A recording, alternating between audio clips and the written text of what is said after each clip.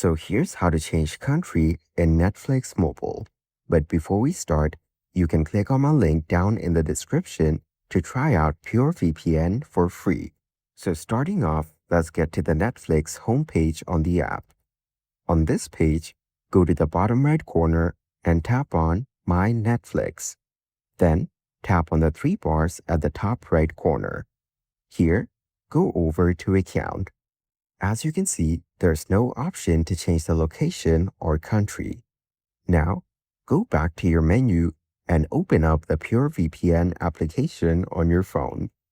Here, tap on the location as shown if you want to change the VPN location, for example, Hong Kong. Then, tap on Connect. Your device is now successfully connected to this server. After that, go back and open Netflix again. You will now get access to the Hong Kong Netflix library with many movies, shows, and originals not available in other countries. And that's it.